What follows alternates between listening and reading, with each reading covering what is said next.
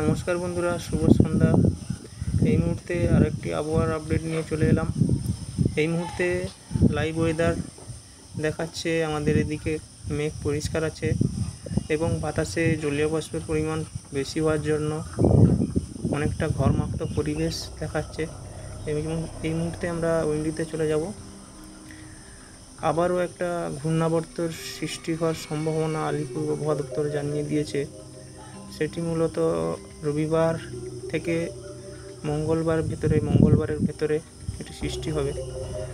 আপাতত দৃষ্টিতে এটা কোন দিকে যাবে, এর গতিপথ কোথায় কেমন থাকবে, কি হবে, শেষ পর্যন্ত ভিডিওটি দেখো, বুঝতে পারবে। এই মুহূর্তে উপগ্রহ চিত্রে দেখতে পাচ্ছি বাংলাদেশের ও পশ্চিমবঙ্গের উত্তর বাংলার উপর প্রচুর পরিমাণে মেঘ দেখতে পাচ্ছি এবং উত্তর পূর্ব ভারতের রাজ্যগুলি এবং বাংলাদেশের কিছু কিছু জেলায়, উত্তরের জেলাগুলোতে বৃষ্টির পরিমাণ থাকলেও থাকতে পারে। বাকি পশ্চিমবঙ্গের, দক্ষিণবঙ্গের জেলা এবং বাংলাদেশের দক্ষিণের জেলাগুলোতে তেমন বৃষ্টির সম্ভাবনা নেই। এই মুহূর্তে বায়ুর ঝাপটা মুপটা দেখে নেব একবার। যেহেতু আবহাওয়া দপ্তর বলেছে যে 11 তারিখের দিকে, 11 তারিখ 6টা 7টা সকাল 7টার দিকে একটা ঘূর্ণাবর্ত সৃষ্টির সম্ভাবনা আছে।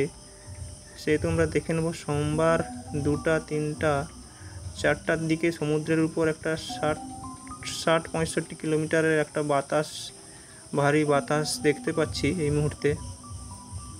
এটি গিয়ে মঙ্গলবার 11টা 12টার দিকে একটা হালকা ঘূর্ণাবর্ত দেখতে পাচ্ছি সমুদ্রের মধ্য বঙ্গোপসাগরের উপরে। এটি আস্তে আস্তে করে মায়ানমারের উপকূলের দিকে, সিটোয়ে বন্দরের দিকে এগিয়ে যাচ্ছে। মূলত সিটোয়ে বন্দরের দিকে এটি বৃহস্পতিবার